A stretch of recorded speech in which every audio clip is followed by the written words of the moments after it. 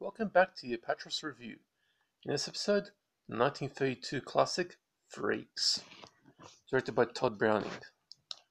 Now, welcome back to the Apatros Review. I'm your host, Milo Sipka, and join me as I take you on a wild world through the science fiction, action, horror genres, all in my personal DVD collection of 1,200 titles.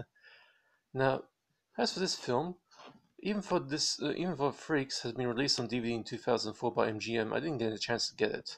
Instead, taping my archive copy from a broadcast on the cable TV channel TCM during a Halloween night years ago. The channel is now defunct in Australia, but my copy is still in my collection. Anyway, as for the story, a carnival barker shows a group of attendees a horribly mutilated woman and tells them the story of how she came to be. A midget circus performer gets the hots for a normal-looking trapeze artist, but she doesn't return the affection. But when she learns that the midget has a rich inheritance coming down to him, she decides to hatch a plan with her strongman boyfriend, Hercules, to marry the little guy and poison him off when he updates his will.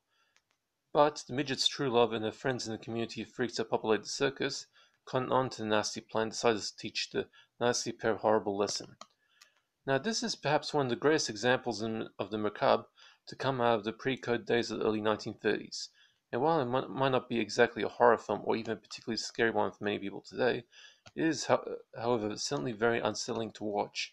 And despite its poor box office takings, out of a budget of around $350,000, it only took in about $289,000 in domestic receipts, and a further $54,000 internationally or so, and having the misfortune of being banned in several countries, in particular the UK, which banned it there for about 30 years, and not particularly loved by critics' audiences at the time. The film gained its favors with the viewers in the 1960s, and its reputation only grew from there. It should also be noted that the film was originally 90 minutes long, but after its infamous overwhelmingly negative test screens, where the test audiences practically ran out of the theater faster than Usain Bolt could do a daily jog, MGM cut the film down to just over an hour long and added the Carney Barker prologue and an intro title card to pad things up. The excised footage no longer exists, sad to say. At a time when horror films were preoccupied with terrors of the Gothic and horrors from faraway lands, Freaks was revolutionary to the extreme.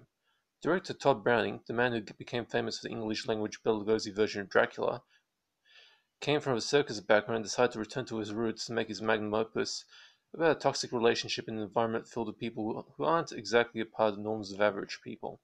But Browning's genius was to give the films real freaks. No makeup jobs or visual effects technology seen here, folks. The real-life circus freaks that show up in the film are actually just as normal as you and I. Only their appearance doesn't display the graceful and beautiful personalities that these people have under the deformities that they were cursed with. In the present day and age, when people are obsessed with gender politics and ostracizing people purely because they don't subscribe to their version of what makes people normal, and I'm talking about those people who claim that the color of your skin or your sexual identity should give you some unfair advantage over others just because you're in some perceived minority, then a film like Freaks, which shows that the real personality of those who are not ever going to be accepted by people based purely on their appearance are actually better human beings than most of us. And what's more, unlike the virtue-signaling leftists who are currently running amok by forcing people to focus on their appearance more than what's under the skin, these genetic mishaps of the 1930s don't play the victim card or even see themselves as victims.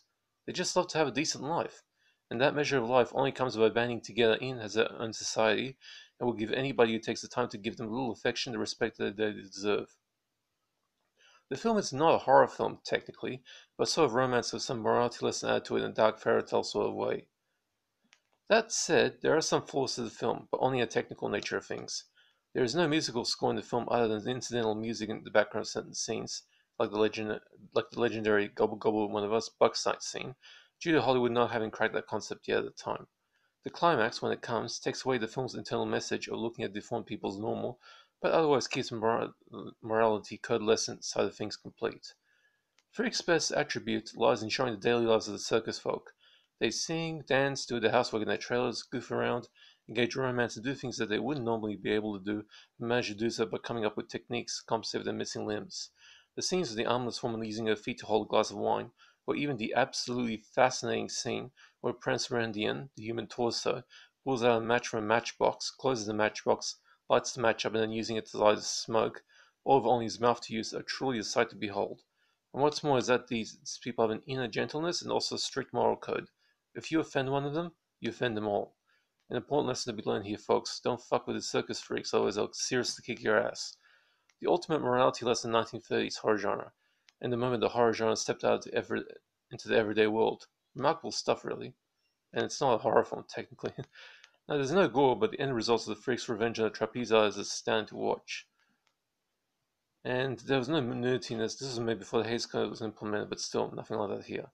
I hereby award Freaks a B+, 7 out of 10, giving it the verdict of being a remarkably good film. Modest classic.